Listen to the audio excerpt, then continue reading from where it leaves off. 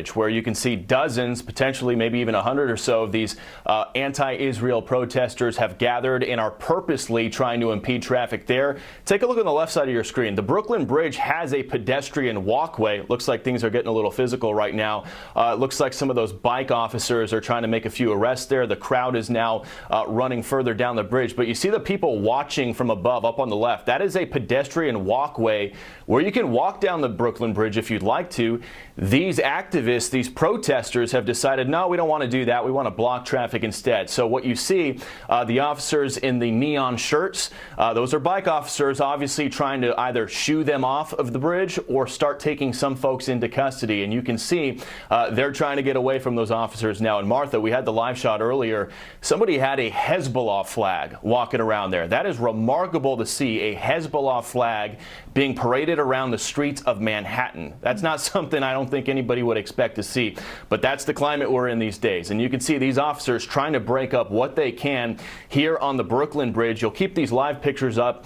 The Golden Gate Bridge on the West Coast, the San Francisco Bay Area, that has now reopened after it was closed down in both directions for the better part of 5 hours after protesters there chained themselves to cars to impede traffic. CHP California, okay, you're seeing those officers going in there trying to make some of those arrests. They're yanking people out one by one, and we saw dozens of those officers, so it looks like they're going to try to peel people off the back of this protest as much as they can, or at least to try to get them moving to the other side of the bridge. They obviously, I'm sure some of them have been seeing those live images out of California today with the Golden Gate Bridge where traffic was at a standstill for 5 hours. They don't want that to happen there. So you can see NYPD and these law enforcement officers here taking a much more active approach to getting these folks off the bridge.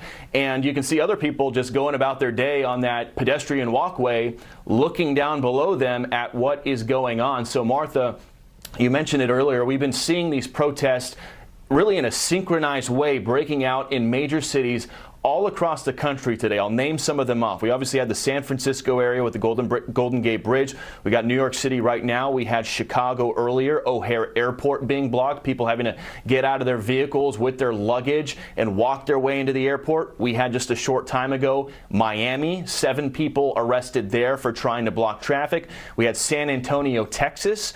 We had Philadelphia. We had a brief one out here in Southern California in Long Beach a short time ago. And about an hour ago, in Eugene, Oregon, Interstate 5, another major freeway, blocked by protesters there as well. So you're seeing a little map of everything that's going on here. It's unclear if these protesters on Brooklyn Bridge are part of the same group that were over by Wall Street earlier today.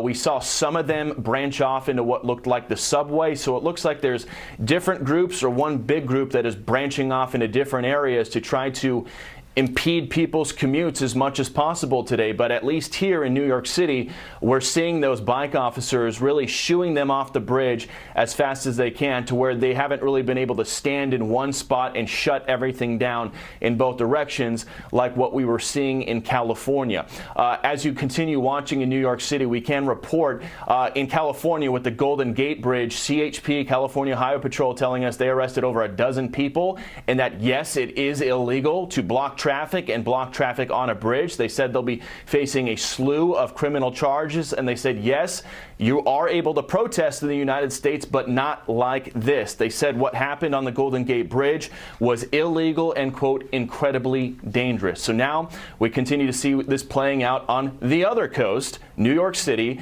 as these protesters now appear to be hopping a center divider or a K-rail as they move down the Brooklyn Bridge.